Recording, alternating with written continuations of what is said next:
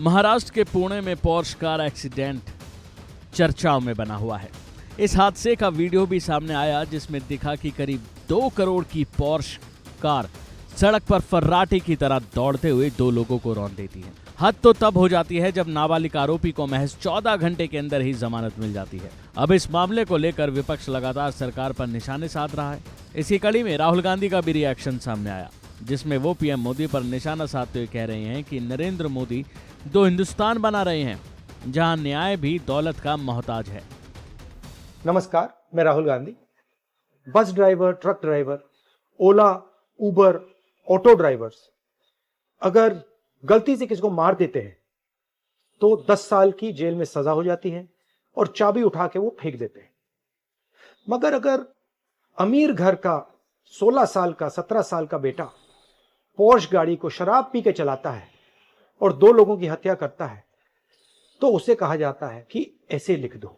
ऐसे truck driver से, bus driver से क्यों नहीं लिखाते? उबर ड्राइवर, ऑटो ड्राइवर से क्यों नहीं लिखाते? नरेंद्र मोदी से पूछा गया कि 2 हिंदुस्तान बन रहे हैं, एक अरबपतियों का, एक गरीबों का। उनका जवाब आता है, क्या मैं सबको गरीब बना दूं? सवाल ये नहीं है, सवाल न्याय का है।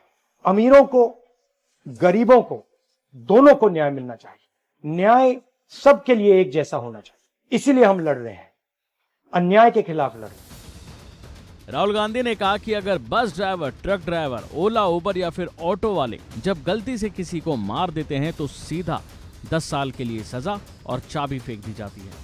पर अगर कोई नाबालिग शराब पीकर 2 करोड़ की गाड़ी से 2 लोगों की जान ले लेता है तो उसको कहा जाता है कि निबंध लिख दो। ऐसे इन ड्राइवरों से क्यों नहीं लिखवाते? उन्होंने आगे कहा कि सवाल 2 लोगों का है, अमीर को और गरीब को, दोनों को ही न्याय मिलना चाहिए।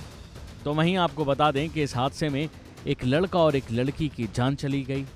वो दोनों ही मध्य प्रदेश के रहने वाले थे और पुणे में साथ काम करते थे। दोनों ही इंजीनियर थे।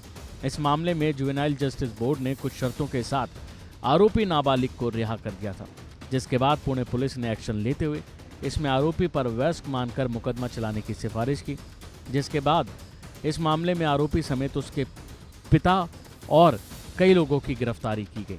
अब जैसे जैसे पुलिस की जांच आगे बढ़ रही है वैसे वैसे इसमें खुलासे भी हो रहे हैं। अभी के लिए फिलहाल इतना ही। खबरों में बने रहने के लिए देखते रहिए वन इंडिया हिंदी।